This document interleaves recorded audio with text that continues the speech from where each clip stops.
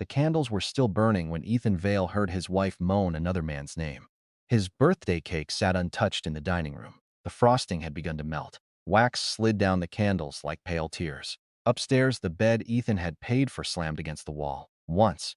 Again. Again, each impact landed inside his skull. He stood at the bottom of the staircase with a bottle of wine in one hand and a velvet jewelry box in the other. Inside the box was a diamond pendant. He had spent months saving for it. Skipped lunches, worked late, sold the watch his dead father had left him. Also, he could see his wife smile. Now he heard that same wife laughing between breathless gasps. "You're terrible," Chloe whispered. Her voice was playful, warm, a voice Ethan had not heard directed at him in years. The man above her chuckled. "You love terrible." Ethan knew that voice. Marcus Reed, Chloe's best friend. The harmless one, the sensitive one. The man who hugged her too long. The man who called after midnight. The man Ethan had been told not to worry about. Marcus was practically family. That was what Chloe always said. Ethan climbed the stairs. His steps were quiet. His face was empty. The laughter behind the bedroom door grew louder. He stopped outside. The door was not fully closed. Through the narrow gap, he saw Chloe wrapped around Marcus beneath the sheets. Her wedding ring lay on the bedside table. Beside it rested the birthday card she had given Ethan that morning. "To my forever love." The words glittered beneath the lamp. Marcus noticed him first. His grin froze for half a heartbeat. Then it widened. He did not pull away. He did not cover himself. He looked straight at Ethan and gave one final deliberate thrust. Chloe turned. Her face drained white. Ethan's silence swallowed the room. Ethan looked at her, then at Marcus, then at the ring on the table. The velvet box slipped from his fingers. It hit the floor. The diamond pendant rolled beneath the bed. Chloe sat up and dragged the sheet against her chest. "What are you doing home?" It was the first thing she asked. Not how long had he been standing there. Not whether he was all right. Not even an apology. "What are you doing home?" Ethan stared at her. "I live here." Marcus laughed. A low, ugly sound.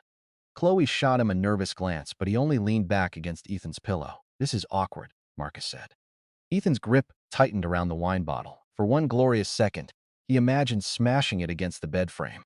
He imagined driving the broken glass into Marcus's throat. He imagined Chloe screaming while blood soaked the sheets she had chosen. But rage was expensive. Rage made mistakes. Mistakes gave parasites a way to survive. Ethan lowered the bottle. Chloe seemed relieved. That relief cut deeper than the betrayal. She believed he was weak, even now. Even here she thought he would cry, beg, ask what he had done wrong.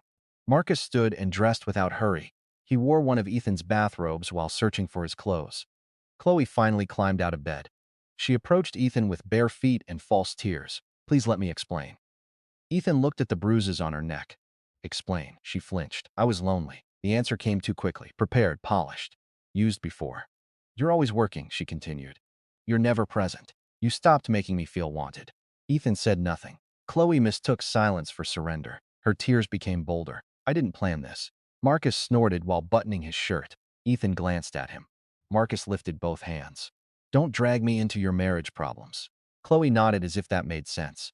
"This happened because we were already broken." Ethan almost smiled. The house was in his name. The car was paid for by him. The bills were covered by him. Chloe's failed boutique had survived because of him. Her vacations, her designer bags, her mother's medical debt, her brother's gambling problem. All of it had been swallowed by Ethan's salary.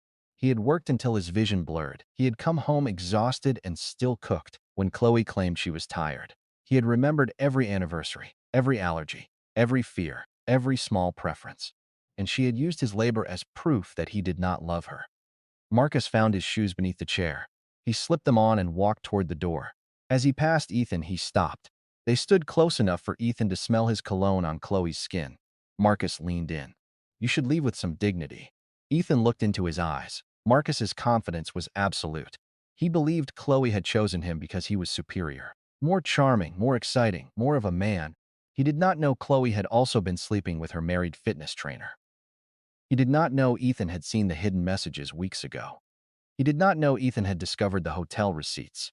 He did not know this birthday betrayal was not the beginning. It was confirmation. Ethan had come home early on purpose.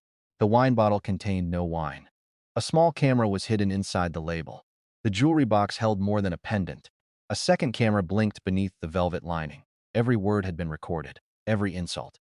Every touch. Every confession. Ethan had not expected the pain to be so sharp, but pain changed nothing. The trap was already closed. Marcus mistook Ethan's calm for humiliation. He patted Ethan's shoulder. Some women need more than stability. Ethan's lips curved. It was not a happy smile. It was the smile of a butcher realizing the animal had walked willingly into the slaughterhouse. Marcus's hand withdrew. For the first time, unease crossed his face. Ethan stepped aside. "Get out," Marcus scoffed. "Gladly." Chloe watched him leave. Her eyes followed Marcus down the stairs with longing. Only after the front door closed did she remember to look ashamed. She wrapped the sheet tighter around herself. "Ethan, I know this looks bad. It looks accurate." Her mouth trembled, then hardened. The tears vanished. "That was fast. You're not innocent either." Ethan walked into the bedroom and picked up her wedding ring. Chloe's gaze locked onto it. "You neglected me." He turned the ring between his fingers. "You brought him into our bed. You pushed me toward him. There it is." "What?" "The part where you make me responsible for what you chose." Chloe's cheeks flushed. "I am not going to let you shame me." Ethan looked at the twisted sheets. "I would never steal your achievements." Her eyes widened. He placed the ring in his pocket. Chloe stepped toward him. "Give that back." "No, it's mine. It was a symbol of my promise." His voice remained quiet. "You broke the contract. You can't just take it." "I already did." She stared at him as if he had become a stranger. In truth, the stranger had always been there. Ethan had buried him beneath duty, patience, compromise, the desperate belief that loyalty would be rewarded. That man was dead now. Chloe had murdered him on his birthday. The version standing before her felt cleaner, colder, free. Her expression shifted again. Calculation replaced anger. "Are you really going to throw away our marriage over one mistake?" Ethan almost admired the audacity. "One?" Her pupils tightened. He saw it. A tiny flicker. Fear. "Good." He walked to the dresser and opened the bottom drawer. Inside was a thick folder. Chloe stopped breathing. Ethan removed it and tossed it onto the bed. Photographs spilled across the stained sheets. Chloe entering hotels. Chloe kissing Marcus in a parking garage. Chloe sitting on her trainer's lap. Chloe holding hands with a married supplier from her boutique. Bank statements followed. Transfers from their joint account. Money sent to Marcus. Money spent on resorts. Money spent on gifts Ethan had never seen. Her face collapsed. "You followed me? I investigated an infection. You invaded my privacy. You stole from me. I was going to pay it back." "With what?" She had no answer. Her boutique had not made a profit since opening. Its only successful product was Chloe's talent for turning Ethan's money into ash. He picked up his phone. "I filed for divorce this morning." Chloe's knees weakened. "What? The papers will arrive tomorrow." "You can't." "I did." Her voice rose. "We need to talk about this." "We are talking." "You planned this?" "I confirmed it." She searched his face. She wanted grief. She wanted love. She wanted evidence that she still possessed power over him. Ethan gave her nothing. The absence terrified her. She grabbed his arm. "We can fix this." He looked down at her finger. She released him. "I'll stop seeing Marcus." "No, I swear." "You should keep seeing him." Confusion entered her eyes. Ethan's smile returned. "You chose him." "I would hate to interfere with true love." Her lips parted. Then her phone buzzed on the nightstand. A message preview flashed across the screen. Marcus. He had sent a photograph. Chloe snatched the phone, but Ethan had already seen enough. The picture showed Marcus sitting in his car. Beneath it was a message. "He knows. We moved tonight." Ethan's expression did not change. Chloe went pale. "What does that mean?" he asked. "Nothing." "Then show me." "No." Ethan's phone vibrated. This time the message was for him, a banking alert. The joint account had been emptied. Every emergency fund, every reserve, every dollar intended for the mortgage. Gone. Chloe stepped backward. Ethan looked at the amount, then at her. She swallowed. "I can explain." Marcus had not come to sleep with another man's wife. He had come to collect payment. Chloe had not merely betrayed Ethan's body. She had helped gut his life, the house, the savings. The company shares Ethan had purchased through years of careful sacrifice. Everything transferable had been moved. Ethan's career was already collapsing. He had been suspended that afternoon after anonymous evidence accused him of corporate theft. His access badge had been disabled. His accounts were under review. His reputation was being shredded inside the company. Now he understood. Marcus had supplied the forged evidence. Chloe had supplied the passwords. They had planned to leave Ethan bankrupt, unemployed, and publicly disgraced. On his birthday, she saw realization settle in his eyes. Her fear sharpened. "Ethan, listen to me." The front door opened downstairs. Heavy footsteps entered the house. Not one person. Several. Marcus returned with two men in dark jackets. Chloe's panic vanished. Relief replaced it. That hurt more than anything else. Marcus called from below. "Everything good?" Chloe looked at Ethan. Her shoulders straightened. The frightened wife disappeared. "A cruel stranger took her place. He knows about the accounts." Marcus climbed the stairs. The men followed. They were large, professional. One carried a metal baton. Marcus entered the bedroom and sighed. I wanted to do this cleanly. Ethan slipped his phone into his pocket. Marcus saw the movement. Take it. One of the men stepped forward. Ethan did not resist. The phone was ripped from his hand. The second man struck him in the stomach. Air exploded from his lungs. He dropped to one knee. Chloe watched. She did not scream. She did not look away. Marcus crouched before him. You were supposed to be at the office. Ethan breathed through the pain. You made sure I wasn't. Marcus smiled. Smart. Not smart enough to choose your own woman. The smile vanished. The baton crashed against Ethan's ribs. Bone cracked. He fell sideways. Chloe flinched at the sound but said nothing. Marcus grabbed Ethan's hair and forced his head up. You think this is about her? Ethan looked at Chloe. She looked offended. Marcus laughed. Your wife is useful, that's all. Chloe's face changed. Marcus, he ignored her. You had access to financial models worth a fortune. You built systems your bosses were too stupid to understand. Yet you stayed loyal, worked for scraps, came home to this cheap little house. He gestured around them. You had gold in your hands and lived like a dog. Ethan tasted blood, and you needed my passwords to steal it. Marcus struck him again. Chloe stepped forward. That's enough. Marcus turned on her. Quiet, she froze. The command stripped away her fantasy. For months, Marcus had whispered that she deserved luxury. He had promised penthouses, a new life. Now he looked at her like baggage. Ethan saw the realization. It was small, but delicious. Marcus faced him again. The evidence points to you. The missing funds point to you. The stolen files are on your private server. By sunrise, everyone will believe you destroyed your own company and ran. And my body? Marcus's grin returned. What body? The man with the baton raised it. A sudden white light filled Ethan's vision. Pain detonated behind his eyes. The floor rushed upward. He heard Chloe gasp. He heard Marcus curse. He heard another blow. Then darkness. Cold rain struck Ethan's face. He woke on the edge of an abandoned quarry. His hands were tied. Blood soaked his shirt. Marcus stood above him beneath a black umbrella. Chloe waited near the car. She was crying now, not for Ethan, for herself. Marcus promised you would only scare him. Marcus rolled his eyes. He can identify us. You said we would leave together. We are. Then why did you call me useful? Marcus's smile was thin. Because you are. Chloe finally understood. She had burned her marriage for a man who had never intended to keep her. Ethan began to laugh. It hurt. Every breath tore through broken ribs. Still, he laughed. Chloe stared at him. Marcus kicked him toward the edge. You find this funny? Ethan lifted his head. Rain streamed across his face. I was wondering how long it would take her to realize. Marcus's eyes darkened. He raised his foot. Ethan fell. The quarry swallowed him. Wind roared past. Chloe's scream vanished above. Stone rushed toward him. Death opened its mouth. Then time shattered. A voice entered the darkness, cold, mechanical, merciless. Betrayal threshold exceeded. Host identity confirmed. Predatory archive awakened. Ethan's broken body struck nothing. The darkness became a vast chamber filled with floating black mirrors. Inside each mirror moved a memory. Chloe's lies. Marcus's schemes. His colleagues' betrayals. His own pathetic restraint. The voice continued. Every betrayal witnessed may be converted into leverage. Every secret uncovered may be transformed into authority. Every enemy who profits from the host may have their fortune seized. Ethan stood. His wounds were gone. Before him floated a final mirror. It showed his bedroom. The candles downstairs were still burning. Marcus had not yet arrived. Chloe was in the shower, humming while sending him messages. Time had returned. Not by days, not by weeks, by one full year. A year before his death. A year before the stolen accounts. A year before the false accusations. A year before Marcus knew Ethan had built the financial architecture that would soon make Chloe's billionaire boss the most powerful woman in the city. Ethan touched the mirror. The darkness cracked. He opened his eyes in his own bed. Morning sunlight spilled across the room. Chloe slept beside him. Her phone glowed beneath her pillow. A message waited on the screen. Marcus. Last night was incredible. Delete everything. Ethan read it.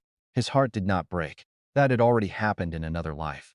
This time he felt only clarity. He slipped out of bed, walked to the bathroom, looked at himself in the mirror. No blood, no broken bones, no fear. Behind his reflection, black letters appeared. Betrayal recorded. Leverage available. Target wealth may be harvested after complete exposure. Ethan's mouth curved into a quiet smile. Chloe stirred in the bedroom. Ethan? He washed his hands slowly. I'm here, she yawned. Did you remember what day it is? Of course he did. It was the beginning. The first day of the year that would end with Marcus begging, with Chloe crawling, with every smiling parasite discovering that Ethan's silence had never been weakness. And somewhere high above the city, Chloe's billionaire boss, Victoria Ashbourne, was about to meet the man who would tear her empire from the jaws of traitors and place the entire world beneath their feet. Ethan dried his hands. His eyes were calm. His smile was colder than the grave waiting for them all. This time, he would not expose the betrayal. He would feed it, protect it, let it grow fat. Then, when every enemy had placed their neck upon the same blade, he would pull. Chloe came downstairs wearing Ethan's shirt. She always did that after cheating. A small ritual, a counterfeit tenderness. She believed fabric could erase fingerprints. Ethan sat at the kitchen table with coffee untouched before him. His laptop was open. A spreadsheet filled the screen. Not the one Marcus wanted. Not yet. Chloe leaned against the doorway and smiled. "You're up early." Ethan looked at her. She looked younger than she had at the quarry, softer. Alive. The sight stirred nothing inside him. He remembered her standing beneath the rain while Marcus kicked him over the edge. He remembered her silence. That silence had buried her more completely than any grave. "I slept well," Ethan said. She walked behind him and wrapped her arms around his shoulders, her cheek pressed against his hair. Her perfume carried a faint trace of unfamiliar cologne. Marcus, even now, even 1 year before the murder, the betrayal had already begun. "I was thinking," Chloe whispered, "maybe we should do something special tonight." Ethan almost laughed. Tonight. The birthday ambush, the staged dinner, the empty account, the men upstairs. Everything had begun with that sentence in his previous life. He closed the laptop. "What did you have in mind?" Chloe moved around the table and sat across from him. She lowered her eyes. Perfectly rehearsed vulnerability. "My boutique is struggling." There it was. Not love, not guilt, money. She reached across the table and touched his hand. "I know you've already done so much." Ethan watched her fingers. Those same fingers had removed her wedding ring and placed it beside another man. "I need a little more capital." "How much?" She named an amount that would have emptied nearly all their liquid savings. In his previous life, Ethan had resisted. Chloe had cried. Marcus had called him controlling. Her family had accused him of sabotaging her dream. After 3 days, Ethan had surrendered. The money had gone into Marcus's hands, not the boutique, not inventory, not marketing. It had financed the shell company later used to steal Ethan's work. Now Chloe waited for his refusal. She needed it. Marcus needed Ethan to look selfish. The first piece of their moral theater depended upon it. Ethan smiled. "Take it." Chloe blinked. "What?" "Take the money." Her hand withdrew. She had precusations, a dramatic exit. His agreement left her stranded. "You mean it?" "I believe in your dream." The words tasted rotten. Chloe's face brightened. She hurried around the table and kissed his cheek. "You won't regret this." "I know." She mistook his certainty for devotion. Ethan opened the banking app and transferred the full amount. Then he added more. Chloe stared at the screen. "That's too much. Consider it a birthday gift." Her lips parted. For one moment, guilt flickered. Then greed smothered it. "You're incredible." No, he was patient. There was a difference. Chloe took her phone and rushed upstairs. She did not know the transfer had been marked. The predatory archive had activated the moment the funds moved. Black letters appeared across Ethan's laptop screen. Voluntary asset release confirmed. Recipient intent contains concealed betrayal. Tracking established. Future gains derived from released capital may be harvested. Ethan leaned back. So the system did not create wealth from nothing. It converted betrayal into ownership. Every asset an enemy built using what they stole from him became eligible for seizure. Every advantage gained through deception became a debt. That was better than magic. Magic could be questioned. Debt could be enforced. Upstairs, Chloe whispered into her phone. "He gave it to me." A pause. Then laughter. "Marcus." Ethan could not hear every word, but the archive could. A translucent panel formed above the table. Chloe's voice appeared in cold black text. "He did not even argue," Marcus replied. "I told you he was desperate to keep you." Chloe giggled. It was not a cruel sound. That made it worse. Cruelty could be impulsive. This was comfort. Routine. They had mocked him often enough for humiliation to become domestic. Marcus continued. "Move the money before lunch. I found a way into Ashbourne Capital through your boss. Once Ethan finishes the model, we will own the route in." Chloe lowered her voice. "Victoria will never trust me with something that important. She does not have to trust you. She only has to underestimate you." Ethan read in silence. Victoria Ashbourne, Chloe's billionaire boss, owner of Ashbourne Capital. A woman feared by ministers, bankers, and corporate predators. In his previous life, Ethan had never met her until it was too late. He had known her only through rumors. Cold, brilliant, impossible to manipulate. Yet Marcus had found a fracture inside her empire, Chloe. Not because Chloe was intelligent. Because no fortress expected the decorative flower in the lobby to carry poison. The archive pulsed. Hidden hostile network detected. Exposure depth insufficient. Harvest remains locked. Ethan needed more. More theft, more lies, more confidence. He would give them all of it. Chloe returned dressed for work. She wore a cream suit Ethan had bought her, the image of a devoted wife, the uniform of a traitor. She kissed him before leaving. Don't work too hard. He smiled. Neither should you. The door closed. Ethan waited. Then he opened the hidden partition on his computer. In his previous life, this folder contained the original architecture of Helix, a financial prediction engine capable of identifying market collapses before they began. Ethan had built it alone. His employer had called it promising. Marcus had called it a fortune. Victoria Ashbourne had called it dangerous. She had been right. Helix did not simply predict market movement. It detected coordinated deception, shell companies, circular debt, synthetic revenue, hidden ownership, corruption left patterns. Helix saw them. That was why Marcus had needed it. Not to expose fraud, to learn how fraud was exposed. Then avoid the blade. Ethan deleted the true engine. Not permanently. He copied it into an encrypted offline drive and locked it in a steel case. Then he created another version, a beautiful counterfeit. It would perform flawlessly at first. It would produce several spectacular predictions. It would attract money, praise, power. Then, after reaching a specific scale, it would begin feeding its users false confidence. Not obvious errors, subtle ones. The kind that encouraged leverage. The kind that transformed arrogance into a loaded gun. Ethan named the false engine Halo. People trusted halos. They rarely looked beneath them. The system responded. Weaponized decoy recognized. Betrayal amplification potential increased. Ethan worked through the morning. He embedded hidden signatures, ownership markers, audit trails. A dormant command that would later reveal every device, account, and server touching the stolen code. By noon, Halo looked more valuable than Helix. By afternoon, it looked divine. Ethan sent Chloe a message. I finished something important. I may finally get promoted. He watched the message register as read. She did not answer for several minutes. Then came a heart. So proud of you. Within seconds, the archive displayed another conversation. Chloe forwarded his message to Marcus. He finished it. Marcus replied almost immediately.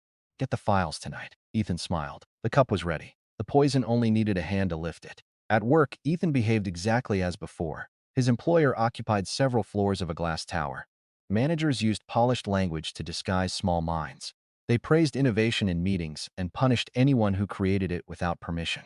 Ethan's supervisor, Nolan Price, summoned him shortly after lunch. Nolan was a swollen man with expensive cufflinks and cheap instincts. In the previous life, he had accepted Marcus's bribe. He had planted evidence against Ethan.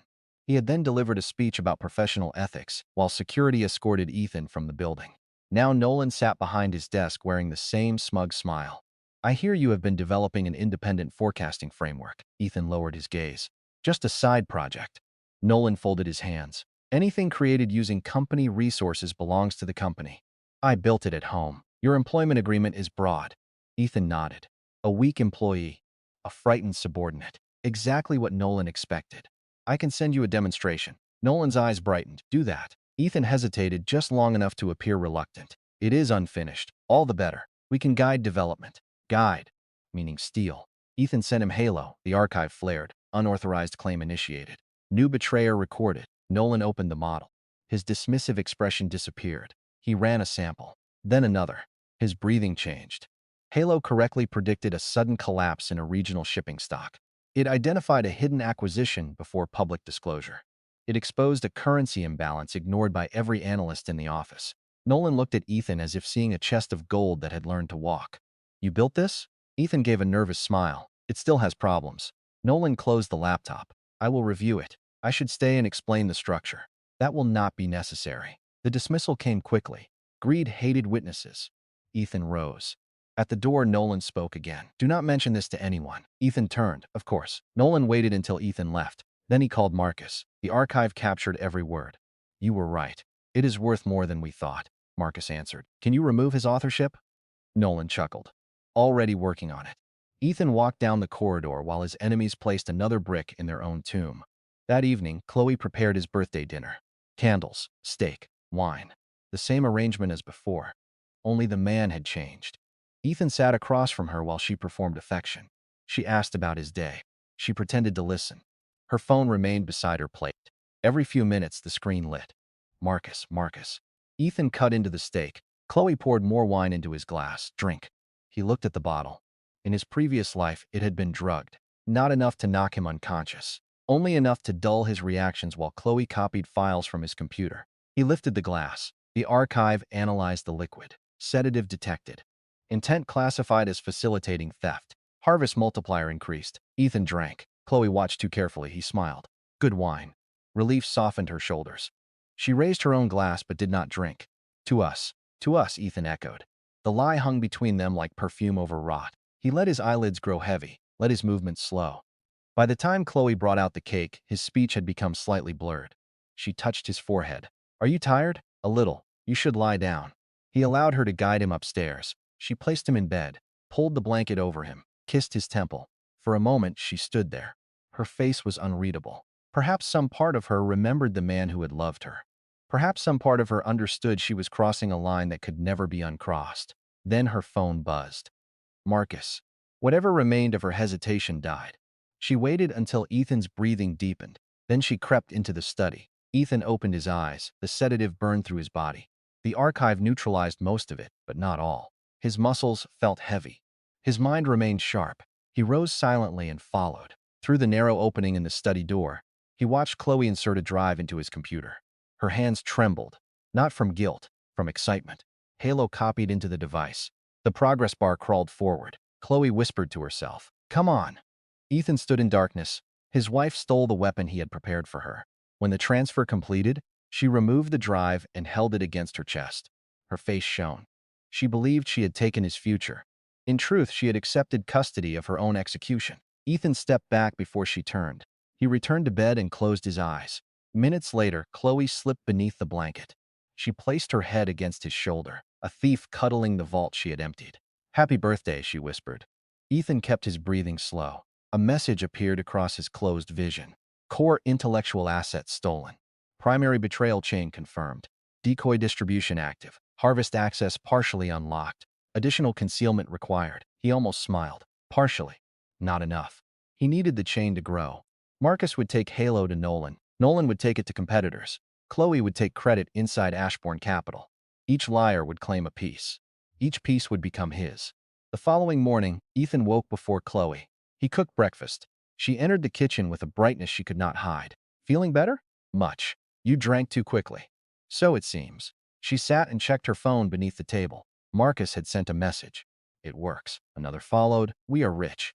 Chloe bit her lip to suppress a smile. Ethan placed eggs before her. "Good news?" She locked the screen. "Just work." He nodded. "Your boss?" Chloe rolled her eyes. "Victoria's impossible." "What happened?" "She rejected my campaign proposal. Maybe she had a reason." Chloe's fork stopped. "There, a small challenge. A chance to become the victim. She always has a reason. She thinks everyone beneath her is stupid." Ethan knew the truth. Victoria had rejected the proposal because Chloe had inflated projected returns and hidden supplier costs.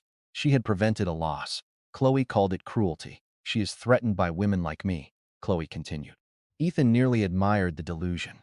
Victoria Ashbourne controlled assets larger than several nations' reserves. Chloe sold overpriced handbags through borrowed money. Yet in Chloe's mind, they were rivals. "She will regret underestimating me," Chloe said. Ethan sipped his coffee. "I am sure she will." That afternoon, Chloe carried Halo into Ashbourne Capital, not openly. She met Marcus in the underground garage. He kissed her against a concrete pillar. The archive showed Ethan everything through the tracking mark embedded in the drive. Marcus wore victory like a crown. "Nolan already tested it," he said. "The model is flawless." Chloe smiled. "What now? We feed Victoria one prediction. And then? She makes money. You take credit. She lets you closer." Chloe frowned. "What about Ethan?" Marcus laughed. "He thinks he is still building the original. He might notice the files are gone, then distract him." Chloe looked uncertain. Marcus gripped her waist. "You know how." She melted against him. Ethan watched from his office across the city. No anger, no grief. Only numbers. The archive mapped their connections. Marcus, Chloe, Nolan. 2 private investors. A deputy director inside Ashbourne Capital. A compliance officer drowning in gambling debt. The conspiracy was larger than he remembered. His death had not been the desperate act of 3 people. It had been cleanup. Someone above Marcus had ordered it. Someone closer to Victoria. Ethan studied the network until a red mark appeared at the center. Identity concealed. Authority level extreme. threat linked to Ashbourne's succession. So that was the deeper game. Halo was not merely a theft. It was bait inside a war for Victoria's empire. And Chloe, in her pathetic hunger for luxury, had walked directly into it. The next several weeks passed in silence. Ethan became smaller in public, quieter, more obedient. At work, Nolan stripped his name from every internal document connected to Halo. Ethan thanked him for the guidance, mistook restraint for submission. Chloe began arriving home late. Ethan never questioned her. She mistook indifference for trust. Marcus used Halo to make a string of perfect trades. Small at first, then larger. Money multiplied. Private accounts swelled. Shell companies appeared. The archive tracked every dollar, every asset, every hidden contract. At night, Ethan worked on Helix, the true engine. The engine that saw lies. He fed it decades of market data. Corporate filings, court records, acquisition patterns, political donations. Boardroom leaks. Helix grew sharper. It began identifying not only fraud but motive. It predicted which executive would betray a partner, which investor would abandon a fund, which government contract had been purchased through bribery. The archive merged with it. Betrayal became data. Data became foresight. Foresight became power. Ethan turned a modest account into a hidden fortune. He never made a dramatic trade. He moved quietly. A gain here, a short position there, a forgotten patent purchased before demand surged, a bankrupt warehouse acquired days before rezoning. Each move appeared ordinary. Together they formed an empire beneath the soil. He established companies through layered trusts, purchased server facilities under false holding names, acquired debt from failing manufacturers, bought the contracts of specialists discarded by arrogant corporations. Engineers, analysts, security experts, logistics planners, people betrayed by employers who had used them and thrown them aside. Ethan did not promise family, he offered terms. Clear pay, real equity, protection against theft. Loyalty purchased with fairness was stronger than loyalty demanded through speeches. The archive approved, independent power base established.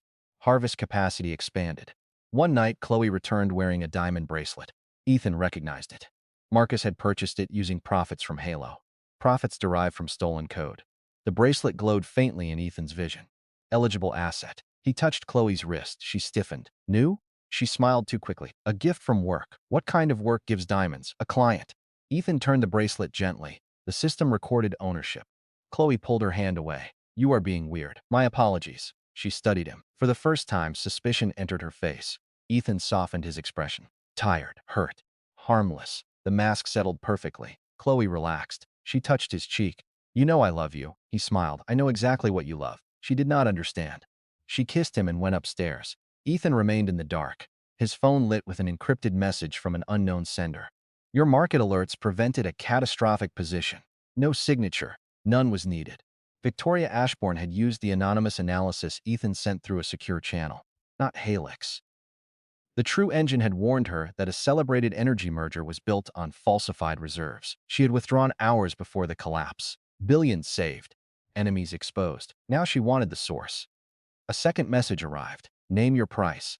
Ethan looked toward the staircase where Chloe hummed happily while texting Marcus. Then he looked back at the screen. He typed a reply. I do not want money. The answer came quickly. Everyone wants money. Ethan wrote again. I want a meeting. A pause. Then one final message appeared. Tomorrow midnight. Ashbourne Tower. Ethan closed the phone. Above him, Chloe laughed at something Marcus had sent. Across the city, Marcus celebrated stolen profits. Nolan prepared to present Halo as his own creation. And Victoria Ashbourne, the woman they intended to rob, waited inside a tower built above the clouds. Ethan rose. The first stage was complete. He had handed his enemies a jeweled cup. They had filled it with greed. They had drunk deeply. Now he would enter the darkness behind the throne and begin building something they could not imagine. By the time the poison reached their hearts, they would already be kneeling. Midnight wrapped Ashbourne Tower in black glass and cold rain. Ethan entered through a private service elevator. No receptionist greeted him. No assistant offered coffee. Only cameras, silent, watchful. The elevator climbed without displaying floors. Victoria Ashbourne did not invite strangers into her empire. She summoned them into controlled rooms and measured how they breathed. Ethan stood alone beneath white light. His suit was plain. His watch was cheap. His posture was relaxed. Everything about him looked forgettable. That was deliberate. The doors opened onto an empty executive floor. Marble stretched toward windows overlooking the city. The lights below resembled scattered gold beneath a dark ocean. Victoria stood at the far end of the room. She wore a black dress beneath a silver coat. No jewelry, no visible guards. Her stillness carried more threat than armed men. She turned. Ethan understood immediately why Chloe hated her. Victoria was everything Chloe pretended to be. Controlled, elegant, unreachable. Her beauty did not ask for approval. It warned against stupidity. "You are late," Victoria said. Ethan glanced at the clock. "I arrived exactly when instructed. You entered the building after midnight. You said midnight. You did not specify which side of it." Her eyes narrowed. Then something almost like amusement touched them. "You saved me from an energy fraud that deceived governments. I sent a message. You sent evidence. Evidence is only useful when someone has the courage to believe it." Victoria approached slowly. Her heels made no sound on the marble. "You know who I am?" "Yes." "I do not know who you are. That imbalance is why I came." She stopped within several steps. Up close, her face showed exhaustion hidden beneath precision. This woman had not slept properly in months. Enemies were not outside her gates. They were eating at her table. "What do you want?" she asked. "Access." "To what?" "Your internal market data." Victoria's expression cooled. "No. You asked for my price. I expected arrogance, not insanity. Your deputy is selling position data through a compliance officer." Silence. "Not surprise, calculation." Victoria's gaze sharpened. "You have proof?" "Yes." "Show me." "No." The room seemed to freeze. Most men would have apologized. Ethan let the refusal remain between them. Victoria stepped closer. "You enter my tower, accuse my executives, demand access to my systems, then refuse evidence. You are surrounded by people who perform obedience, and you do not? I perform weakness." That caught her. Not visibly. But the archive pulsed. Interest detected. Victoria moved toward a table near the windows. A folder waited there. She opened it. Inside were photographs of Ethan, leaving work, buying groceries, meeting no one, living an ordinary life. His employment records, his marriage records, his debts, his academic history. They had investigated him in less than a day. Efficient, incomplete. "You are a mid-level systems architect," Victoria said. "Your supervisor considers you capable but unambitious. Your wife works in my brand division. You have no political connections, no inherited wealth, no history of market analysis." Ethan looked at the folder. "Your investigators are competent. They found nothing remarkable. That is why they are merely competent." Her eyes lifted. "Tell me something they missed." "Your energy position was not the target." Victoria's fingers stopped on the page. The collapse was designed to force Ashbourne Capital into emergency liquidity. You would have sold 3 transportation assets to cover the exposure. Those assets are positioned above mineral routes that will become critical after a trade restriction already being negotiated. Her silence deepened. Ethan continued. "The fraud was a lever. Someone expected you to survive it. They wanted you desperate enough to sell the right things. Who? I do not know yet." "Then your warning is incomplete." "Yes, most people lied to sound powerful." Ethan admitted limits. That Victoria closed the folder. "What does this have to do with access?" "I built a system that detects coordinated deception through financial behavior." "Your employer's forecasting model." "Halo?" The name made her eyes shift. So she had heard of it. "Good." Ethan smiled faintly. "Halo is a toy." Victoria studied him. "My analysts say it has predicted every major shift presented to them. It predicts what its users want to see." "That sounds like philosophy." "It is engineering." He placed a drive on the table. Victoria did not touch it. "What is this?" "Malware?" "A mirror." She pressed a hidden control beneath the table. A section of wall opened. 2 guards entered, large, silent. One scanned the drive. The other watched Ethan's hands. Victoria inserted the device into an isolated terminal. Helix awakened. Black lines spread across the screen. Accounts appeared. Transactions. Board members, shell entities, a web formed. Victoria's calm face did not change, but her pulse quickened. The archive felt it. Helix marked a network of payments flowing from a gambling platform into a consulting firm, from the consulting firm into a private trust, from the trust toward a senior executive inside Ashbourne Capital. The name remained concealed behind encrypted ownership. Victoria leaned closer. "How did you find this?" "I watched where people lied." The system expanded. More connections appeared. One route led toward Marcus, another toward Nolan, a third toward Chloe. Victoria saw her employee's name. Her gaze moved to Ethan. "Your wife?" "Yes." "You knew?" "Yes." "How long?" "Long enough. And you have not confronted her?" "No." Victoria looked back at the screen. "Why?" "Because frightened rats scatter." The guards exchanged a glance. Victoria did not. Her eyes remained fixed on Ethan. "What do you intend to do?" "Let them steal Halo." "They already have." Ethan said nothing. That was answer enough. Victoria's fingers tightened against the edge of the table. "You allowed my company to receive compromised technology. I allowed traitors inside your company to receive it. You gambled with my capital. I prevented your energy loss. That does not grant you ownership of my risk. No, your compromise board already claimed that. For the first time, anger surfaced in her face. Not loud, not wild. A blade beneath ice. The guard nearest Ethan shifted. Victoria lifted one finger. He stopped. You are either extraordinarily useful, she said, or suicidal. Those are not opposites. A long silence followed. The city glowed below. Rain crawled down the glass. Victoria removed the drive. What access do you need? Historical positions, internal risk reports, vendor payment chains, executive authorization logs. You are asking for the bones of my empire. I am offering to show you which ones are infected. And your payment? Autonomy. Meaning? I operate outside your chain of command. No manager. No committee. No ownership claim over my system. Victoria gave a cold laugh. You have no bargaining position. Ethan looked toward the terminal. Then destroy the drive. She did not. He turned toward the elevator. Stop. He did. Victoria crossed the room. Her voice lowered. You knew I would not destroy it. I knew you wanted truth more than control. No one wants truth more than control. You do. The words struck somewhere deeper than business. Victoria's face hardened. You know nothing about me. I know you kept an unprofitable medical logistics division alive because it serves rural clinics. Her eyes changed. I know you refused to sell a water purification company, even when your board demanded it. Public records. I know you secretly paid the legal defense of an employee accused of leaking safety violations. That was not public. The guards became still. Victoria's voice was almost a whisper. How? Betrayal leaves patterns. She stared at him for a long time. Then she dismissed the guards. They hesitated. One look from her sent them away. The doors closed. Victoria poured 2 glasses of water. No alcohol, no celebration. She handed one to Ethan. A trial period, she said. Limited access. Isolated environment. Every action monitored. I expected worse. If you touch anything outside the approved system, you disappear. I have already disappeared once. She looked at him. He drank the water. The contract began before dawn. Not on paper. On a private server hidden behind layers of Ashbourne security. Ethan entered the system as a nameless external auditor. Only Victoria knew his identity. To everyone else, he was Raven. The name amused him. Ravens waited near battlefields. They did not start wars. They merely knew where the bodies would fall. During the day, Ethan remained Nolan's obedient employee. At night, he entered Ashbourne Tower through service corridors.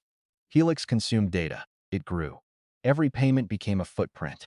Every delayed approval became hesitation. Every sudden promotion became reward. Within weeks, Ethan uncovered 3 procurement schemes, 2 bribed analysts, and a board member quietly transferring voting rights through family trusts. Victoria moved with surgical precision. She did not expose them. She reassigned them, separated them, cut information channels, turned allies into suspicious strangers. Ethan watched her work. She was ruthless without waste.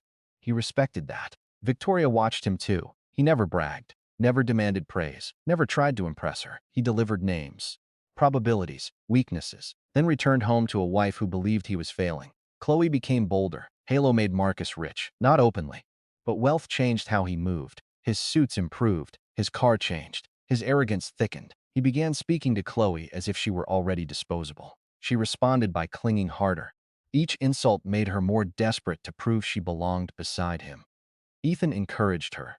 When she wore a new dress purchased with stolen profits, he complimented it. When she returned after midnight, he warmed dinner. When she claimed Victoria had promoted her for talent, he smiled with pride. Chloe mistook his patience for blindness. She began bringing Ashbourne documents home. Not because Ethan asked, because Marcus did. He needed access to Victoria's internal strategy. He told Chloe she was becoming indispensable. He told her they were building a future. He told her Ethan would never understand people like them. She believed every word. One evening, Chloe entered the study carrying champagne. Her cheeks were flushed. I got promoted. Ethan looked away from his screen. To what? Senior Brand Strategy Manager. He knew. Victoria had approved the promotion at his recommendation. Not as a reward. As bait. The position placed Chloe near a controlled stream of false information. Every file she stole would reveal another connection.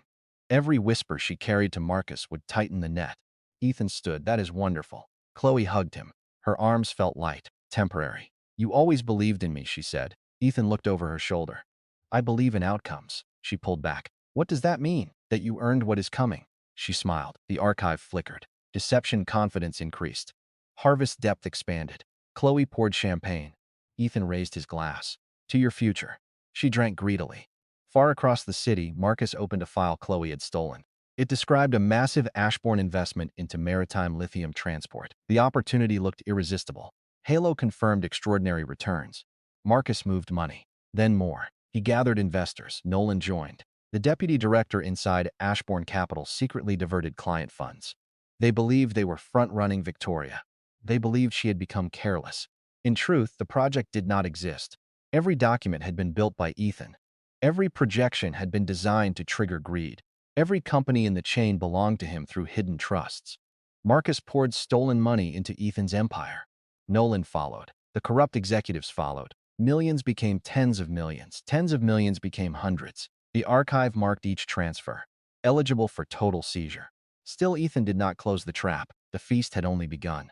He used the incoming capital to build infrastructure. Warehouses near rail corridors, cold storage facilities, data centers powered by private energy contracts. Drone logistics companies dismissed as speculative. Water reserves purchased through agricultural subsidiaries. Medical supply manufacturers rescued from bankruptcy. The market saw scattered acquisitions. Helix saw a fortress. Victoria saw the pattern before anyone else. "You are preparing for disruption," she said one night. They stood inside a secure operations room. Screens surrounded them. Ethan studied shipping delays across several continents. "I am preparing for dependence." "Whose?" "Everyone else's." She folded her arms. "You are buying companies that will become essential if global supply chains fracture. When they fracture, you sound certain. Certainty is dangerous, and yet you are betting everything." "No." He turned toward her. "I am betting their money." Victoria's lips curved, a rare smile. It changed her face, not softer, more dangerous. "I enjoy efficiency. You are destroying people who have not yet attacked you. They already chose the knife. You are simply waiting for them to swing." "Yes." Victoria looked at him for a long moment. "Your wife included." "Yes."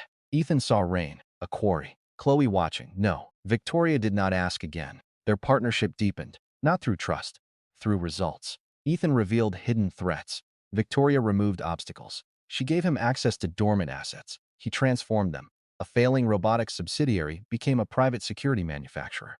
An abandoned satellite division became a global tracking network. A luxury apartment project became fortified housing for critical personnel. Victoria supplied scale. Ethan supplied direction. Together, they created a shadow empire beneath Ashbourne Capital. Its public face remained ordinary. Its real structure belonged to only two people. Then Ethan began recruiting. Not celebrities, not decorated executives, discarded talent. A software engineer blamed for her manager's failed launch. A military logistics officer abandoned after exposing theft. A chemist whose patents had been stolen by a pharmaceutical giant. A young mechanic mocked for building autonomous repair units from scrap. People who understood betrayal. The archive resonated with them. Their resentment was not weakness, it was fuel. Ethan met each one personally. He offered no speeches, no false warmth. "You were used," he told them. "Work for me. You will be paid. Your work will remain yours. Betray me, and I will erase everything you built." They accepted. Clarity attracted the wounded. Soon, hidden facilities operated through the night. Servers hummed. Machines assembled. Drones flew inside underground hangars. Medical vaults filled. Food reserves expanded. Helix monitored every employee, not to punish thought, to detect sabotage. Loyalty remained high. Fair contracts accomplished what corporate culture never could. Victoria visited the largest facility outside the city. She walked past rows of automated storage towers. Engineers lowered their voices as she passed. Not from fear, respect. At the center of the complex stood a command platform overlooking everything. "This is not a company," she said. "No, it is a state. Not yet." She looked at him. "Do you plan to conquer something?" Ethan watched machines move below. "No." "Then why build this?" "Because collapse creates kings. And you intend to be one." "I intend not to kneel." Victoria stood beside him. For the first time in years, she was not above anyone. They occupied the same height, the same silence, the same future. Rumors began spreading inside Ashbourne Capital. Victoria had a hidden advisor, a ghost, someone who appeared after midnight, someone whose predictions never failed. Chloe heard the whispers. Jealousy infected her. She believed the advisor threatened her rise. Marcus fed the fear. "Find out who it is," he told her. "Victoria locks everything. Then get closer." "How?" Marcus smiled. "Make her trust you." Chloe attempted charm. Victoria ignored it. She offered flattery. Victoria dissected her reports. She staged vulnerability. Victoria changed the subject. Each failure humiliated her. At home, she complained to Ethan. "She treats me like I am invisible." Ethan cooked quietly. Maybe she sees more than you think. Chloe slammed her glass down. You always defend her. I have never met her. The lie came easily. Chloe laughed bitterly. You would not last 5 minutes with a woman like Victoria Ashbourne. Ethan looked at the clock. He had spent the previous night beside Victoria reviewing defense acquisitions until sunrise. You are probably right. Chloe relaxed. His inferiority comforted her. The next morning, Victoria sent Ethan a photograph. Chloe asleep during a strategy presentation. Beneath it, one sentence. Your wife is exhausting. Ethan replied. She improves when underestimated. Victoria answered no, she becomes louder. Ethan stared at the message. Then he laughed, a quiet sound, rare. The archive reacted. Emotional bond anomaly detected. He closed the notification. Useless category. He returned to work, but the anomaly remained. Victoria began waiting for him after meetings. Sometimes with data, sometimes with silence. They ate late dinners in empty conference rooms. She drank bitter coffee. He preferred tea. They spoke about systems, power, the stupidity of inherited privilege.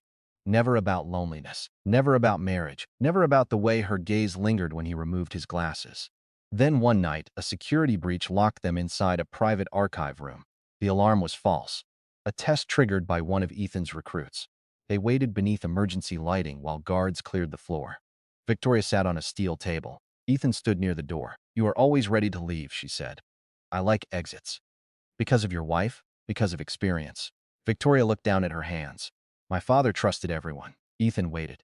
He believed loyalty could be purchased through generosity. His brother took half the company. His closest friend took the rest. I rebuilt what remained. That explains the cameras. It explains everything.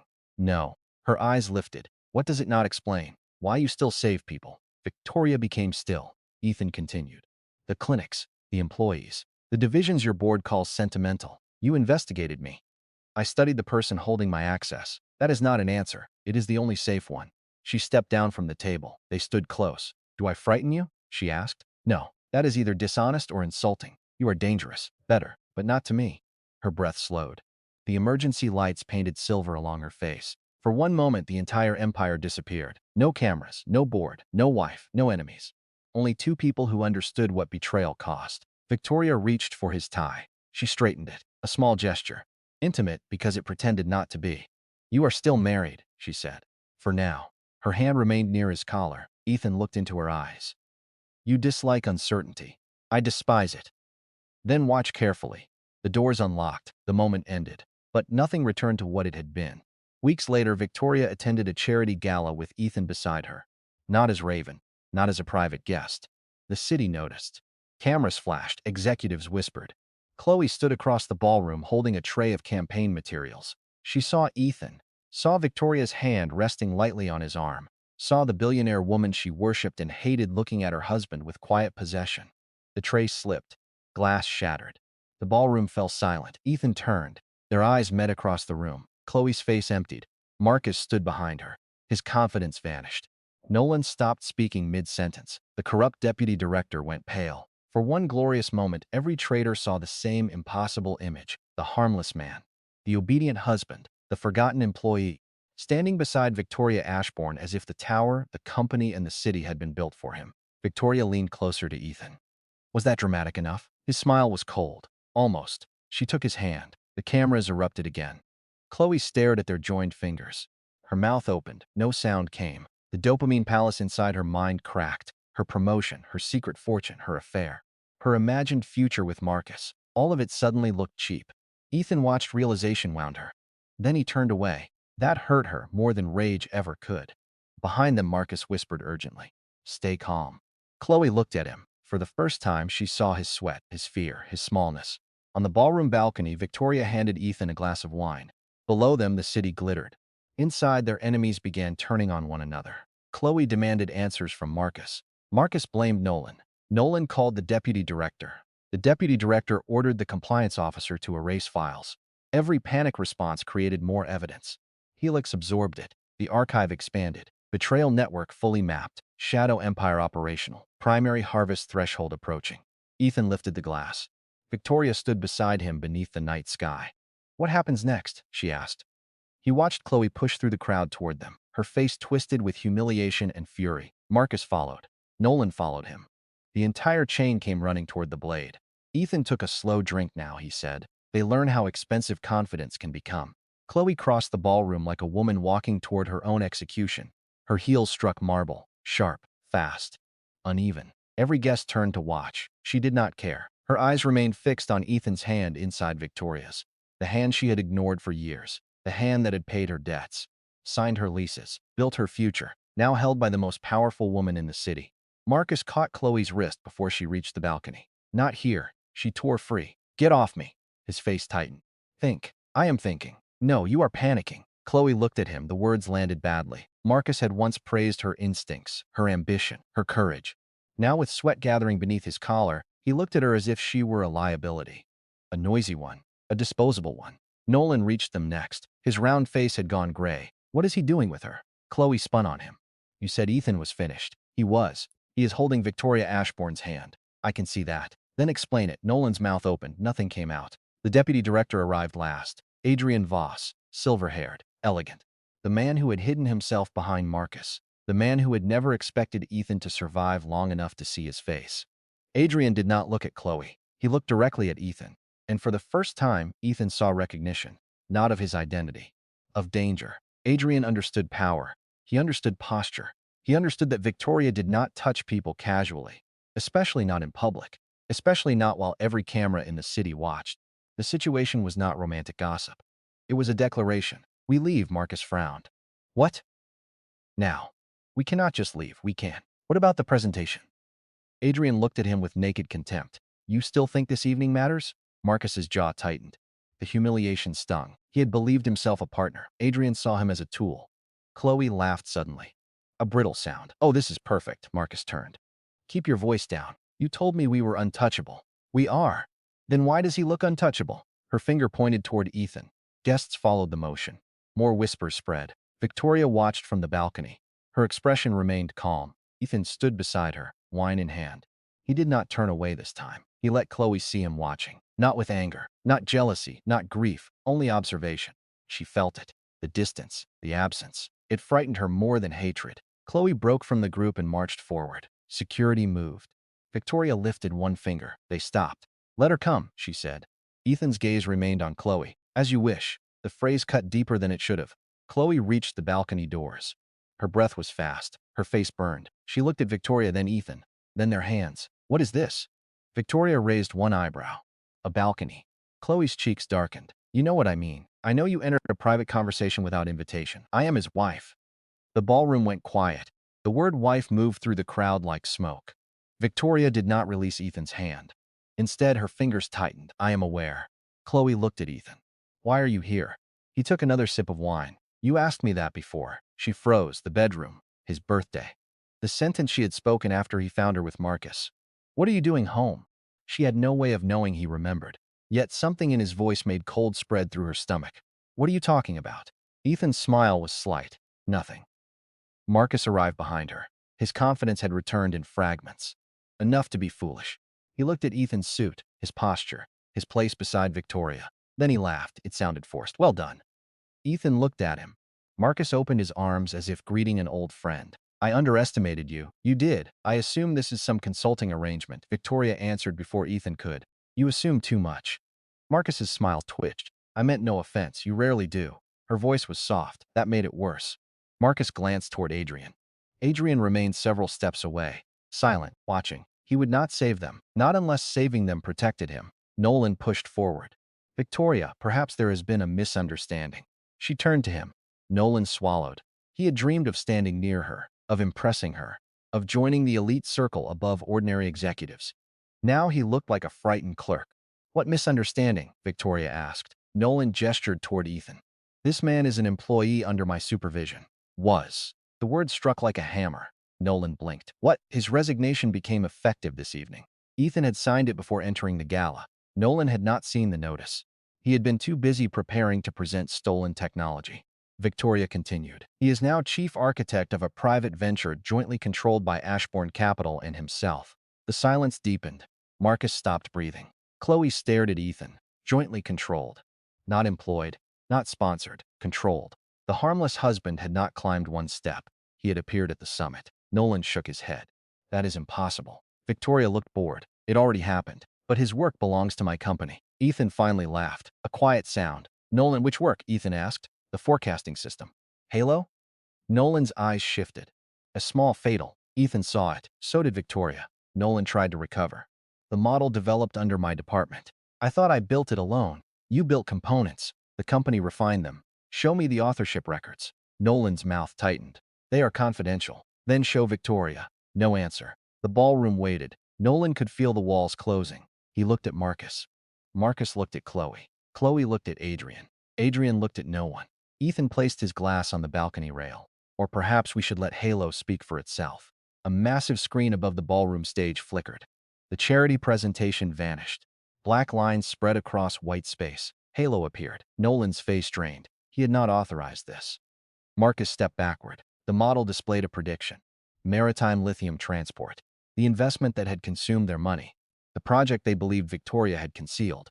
Green numbers rose across the screen. Projected returns soared. The crowd murmured. Several investors recognized the asset.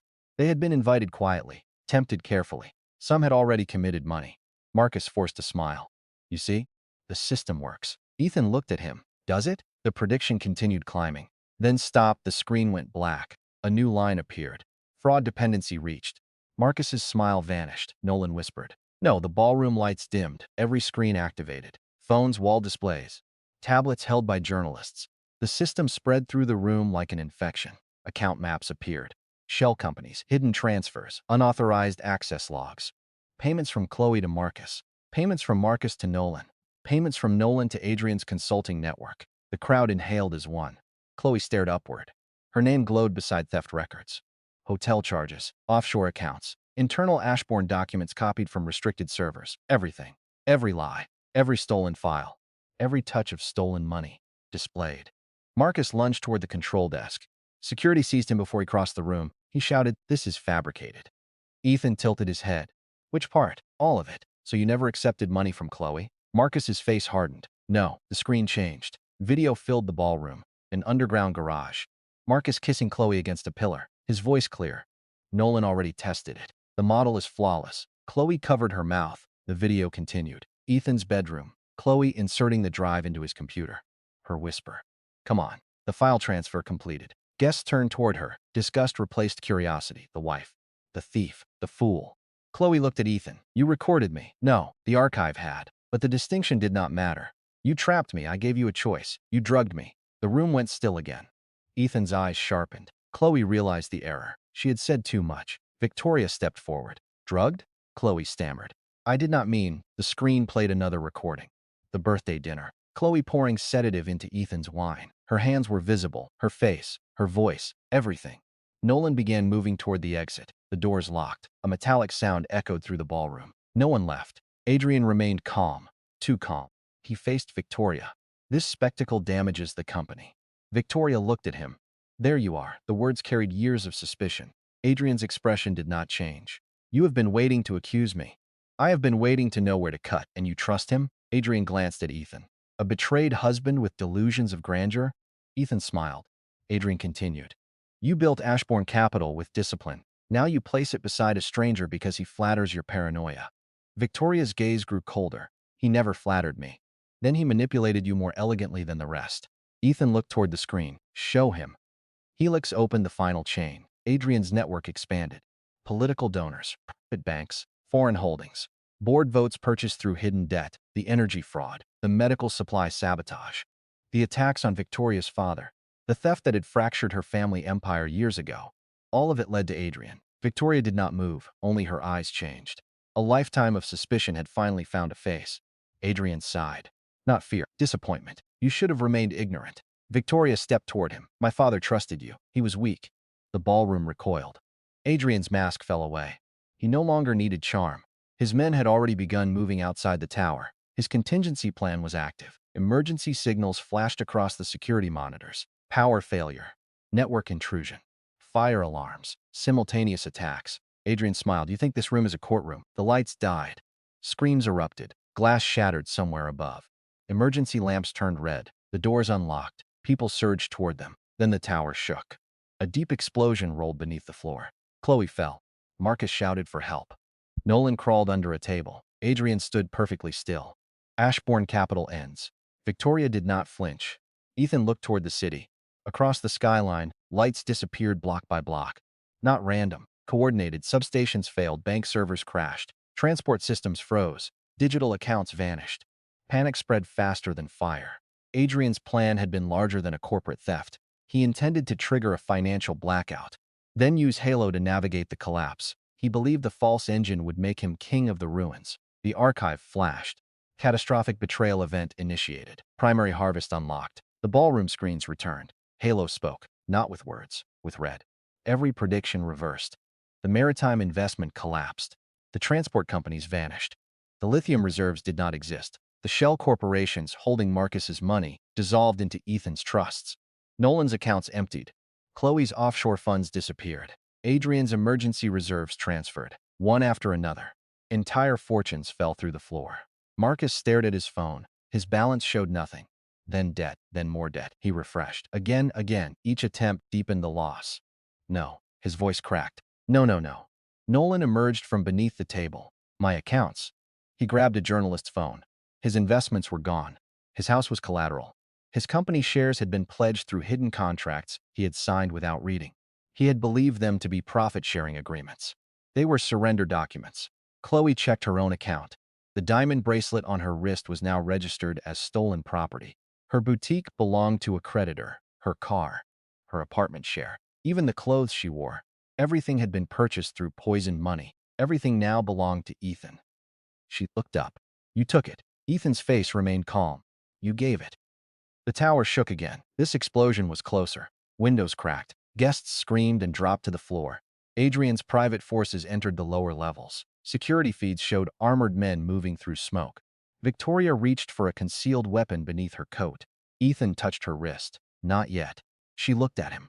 They are inside, I know. You expected this. I hoped he would be less predictable. Adrian laughed. You built warehouses and hired discarded soldiers. Do you think that makes you powerful? Ethan turned toward him.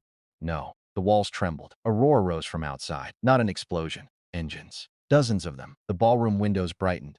Autonomous drones climbed between the towers. Black machines. Silent formations. They surrounded Ashbourne Tower. Below, armored vehicles sealed the streets. Private response teams entered through maintenance tunnels unknown to Adrian. Every unit bore the mark of Ethan's hidden companies. A simple black circle split by a silver line. The discarded specialists had arrived. The forgotten engineers. The betrayed officers. The people Ethan had paid fairly while Adrian bought loyalty with fear. Security feeds changed. Adrian's men entered corridors. Lights flashed, then they fell. One squad after another. Weapons disabled. Communications severed. Armor locked by remote intrusion. The invasion ended before the ballroom guests understood it had begun. Adrian's calm fractured. What did you do? Ethan looked at him. One move. The ballroom doors opened. A captured commander was thrown inside. He slid across the marble and stopped at Adrian's feet. His weapons were gone. His armor smoked. Behind him stood Ethan's security chief, a woman once blamed for exposing military theft. Now she commanded an army richer than the institution that had abandoned her. Tower secure, she said. Ethan nodded. Adrian stepped backward. His eyes moved toward the windows. Drones hovered beyond the glass. Each weapon pointed inward. For the first time, he understood. The gala had never been an exposure event. It was a battlefield selected by Ethan. Every traitor gathered in one place. Every escape route mapped. Every account linked. Every weapon anticipated. The catastrophe had not interrupted Ethan's plan. It had completed it. Outside, the financial blackout continued. Banks froze. Markets halted. Supply chains collapsed. Across the city, wealthy families discovered money could not buy water when systems failed. Hospitals lost deliveries. Supermarkets emptied. Fuel stations locked. Panic became violence. But Ethan's network remained alive. His private energy grid activated. His warehouses opened. His medical routes moved. His drones delivered. His data centers stayed online. The city's government called Victoria, then ministers, then emergency commanders, all asking for the same thing, access.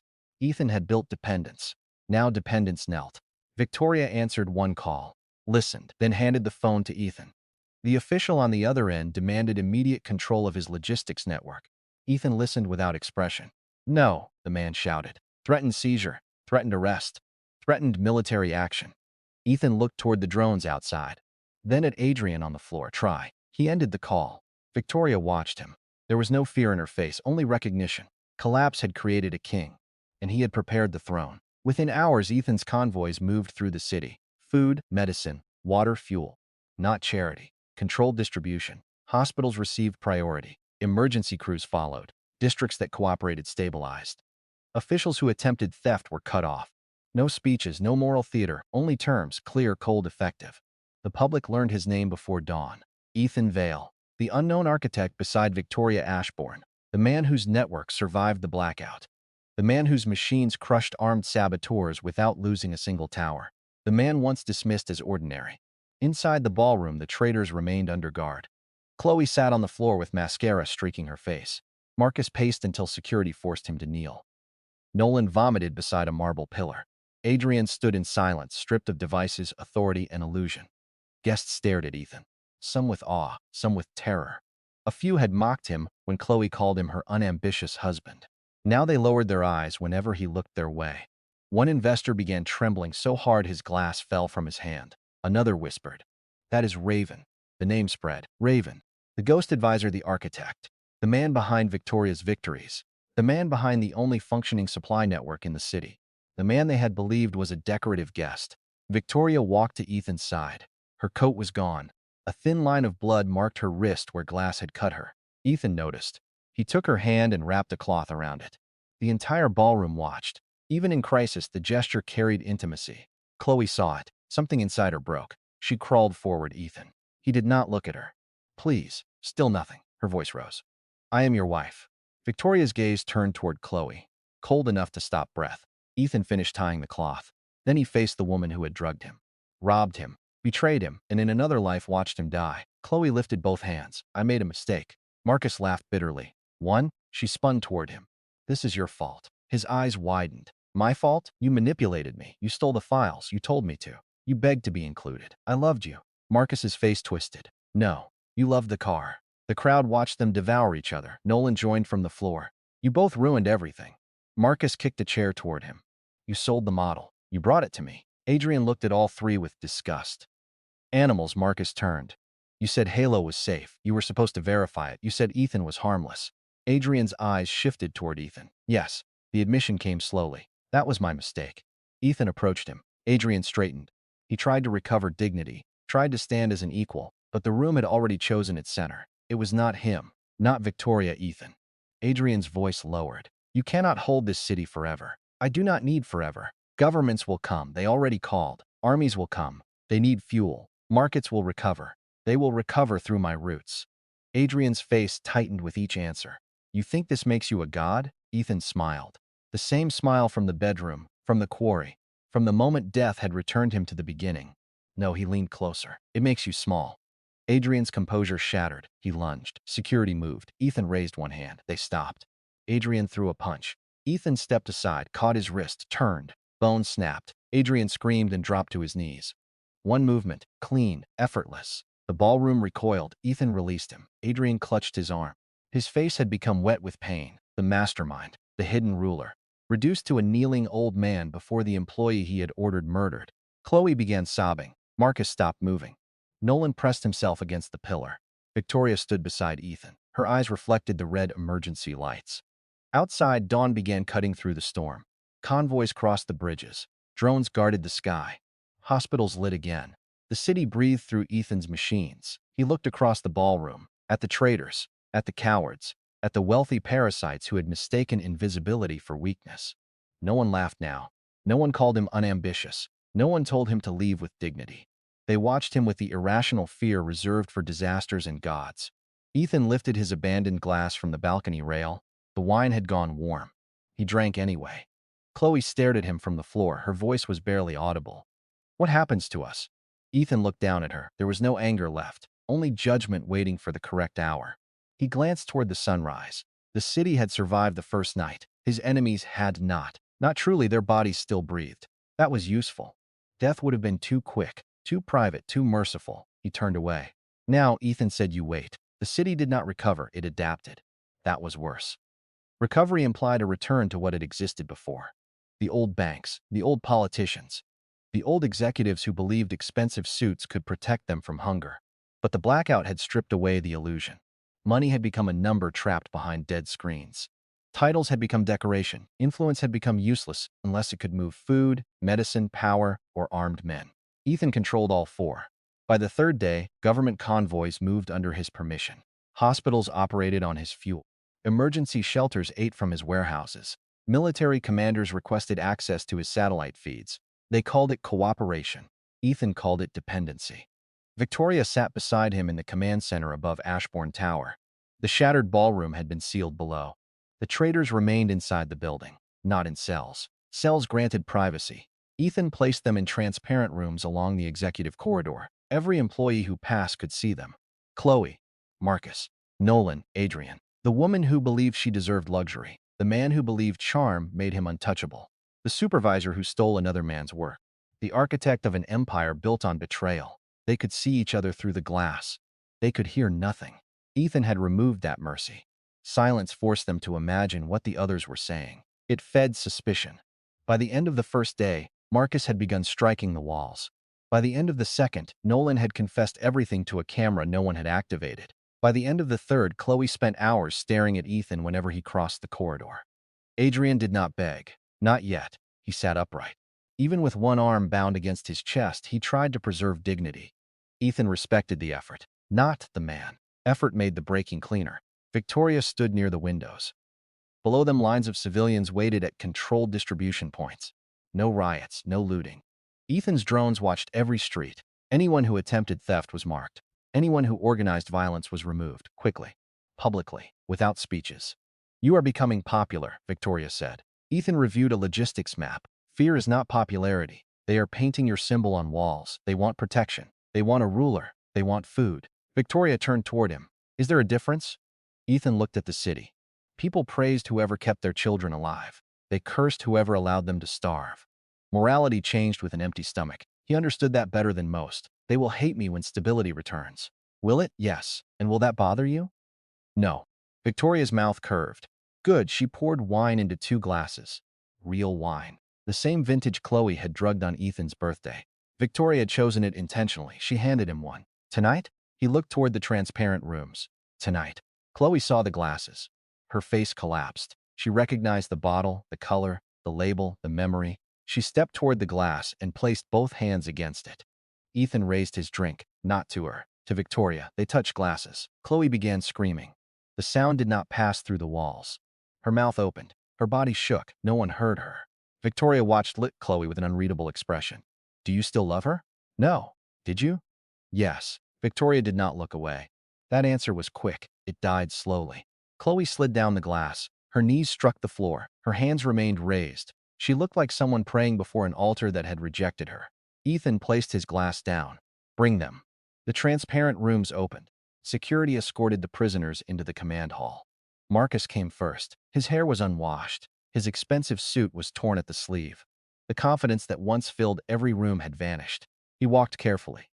Every step measured against the guards beside him. Nolan followed. He smelled of sweat. His lips moved constantly. Numbers, passwords, names. The useless remains of a man trying to calculate his way out of terror. Adrian entered with his head high. His face remained composed, but his eyes moved toward the exits, still searching, still measuring, still hoping. Chloe came last. She did not look at Victoria. She looked only at Ethan. Security forced them to stand in a line. Ethan remained seated. Victoria sat beside him. The city spread below their feet. Chloe stared at the second chair, at Victoria's glass, at Ethan's hand resting beside hers. The intimacy wounded her more than chains. "Ethan," she whispered. He said nothing. Her knees gave way. She dropped before him. The others watched. Marcus's mouth tightened. Nolan lowered his eyes. Adrian looked disgusted. Chloe crawled forward. Security allowed it. That was part of the judgment. She stopped near Ethan's shoes. "I am sorry." Her voice broke.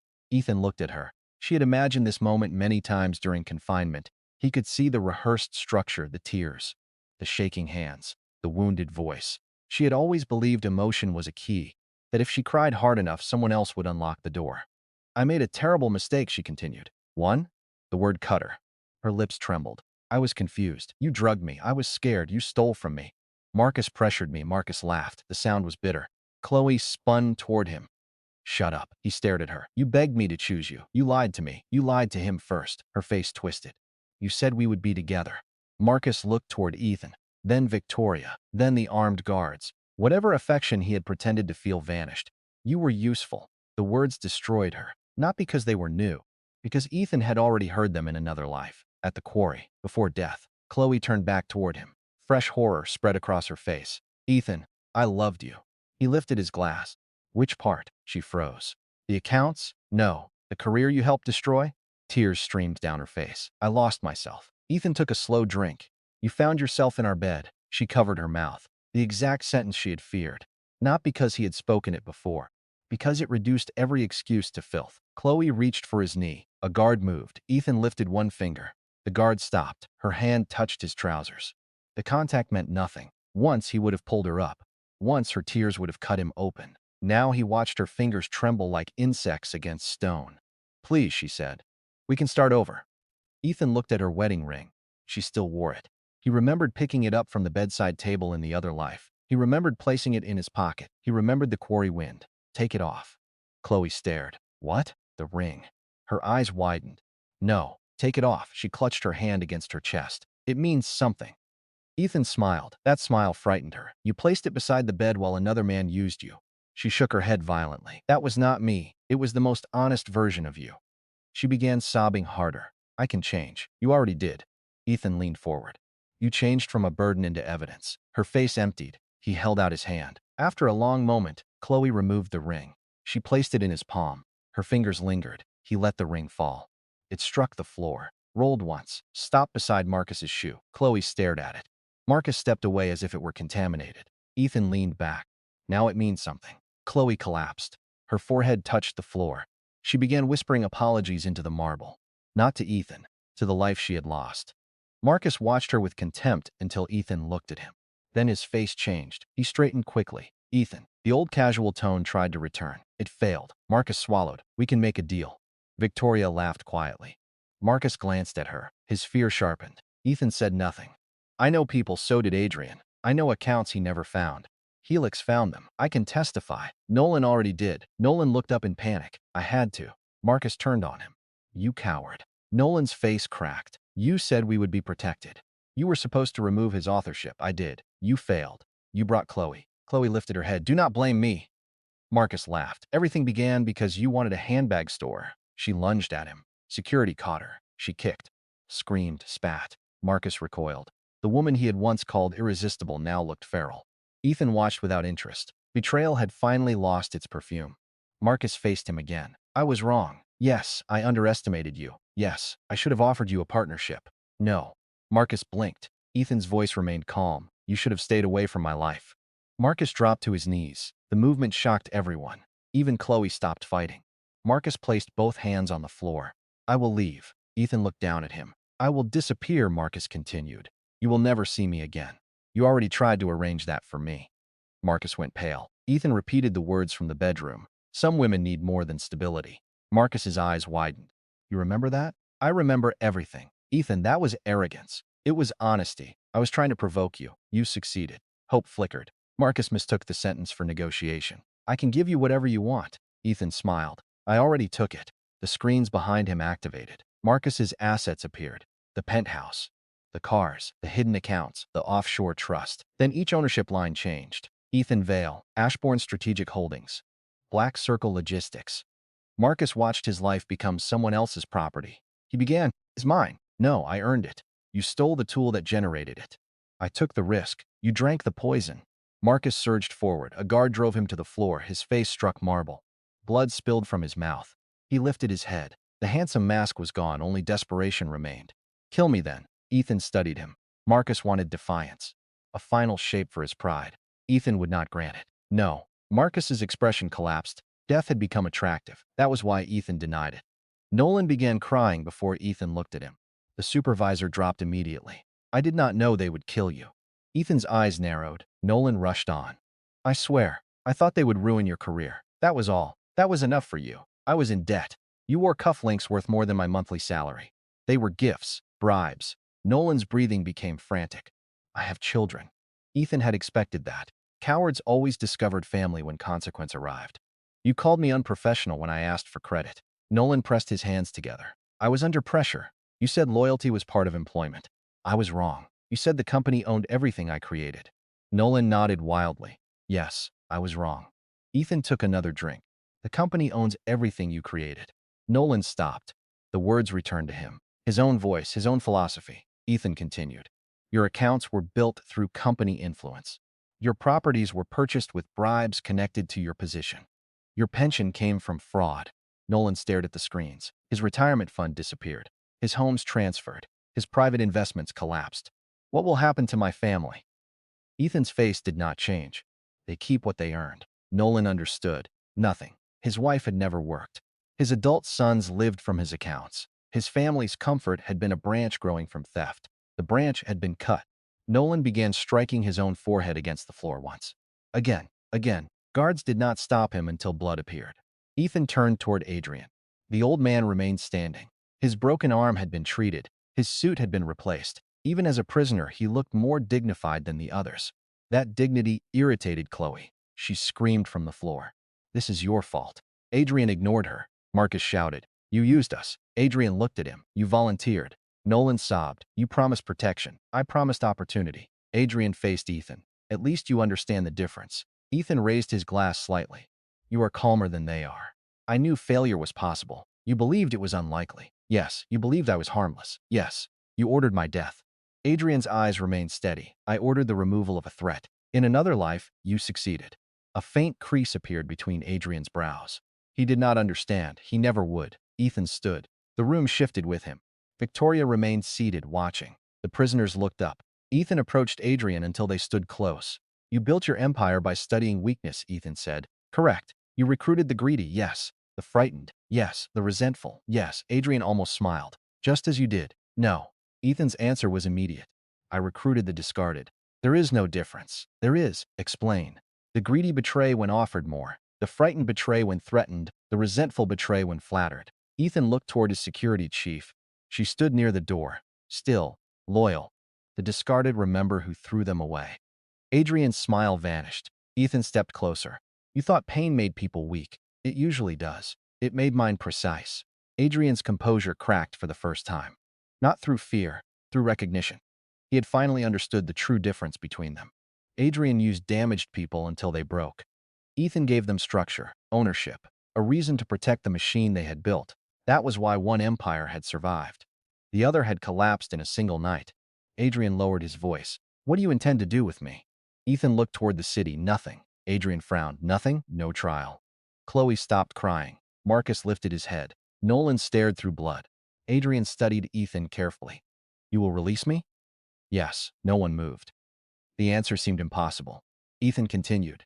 You will leave this tower alive. Adrian's suspicion deepened. With what? The clothes you are wearing. My accounts? Gone. My properties? Seized. My allies? Confessing. My identity? Public. The screens changed. News broadcasts appeared. Adrian's network. His crimes. His recorded statements. His role in the blackout. His face was everywhere. Governments issued warrants. Banks denied him access. Former allies released statements condemning him. Each statement was a knife disguised as morality. Adrian watched his world turn against him. Ethan's voice remained soft. You taught them loyalty through fear. Fear changes direction quickly. Adrian's jaw tightened. Prison would be safer. Yes. You are denying extradition. Yes. You want me on the street. Yes. For the first time, true terror entered Adrian's eyes. Every criminal he had cheated. Every soldier he had abandoned. Every politician he had blackmailed. Every partner he had sacrificed. They knew he was exposed. Alone. Poor. Unprotected. Death waited outside the tower in 1,000 forms. Adrian looked toward Victoria. You would permit this? Victoria lifted her glass. You tried to destroy my father. Adrian said nothing. You tried to destroy me. Still nothing. You poisoned everything you touched. Her expression hardened. Ethan is being kind. Adrian looked back at him. The old man's face had become gray. Ethan leaned near his ear. Leave with some dignity. Marcus shut his eyes. He remembered. The bedroom. The insult. The final cruelty. Adrian understood only the tone. Security opened the doors. 2 guards escorted him away. He did not resist. His shoulders remained straight until the elevator closed. Then, through the camera feed, they saw him bend. Not fall, not yet.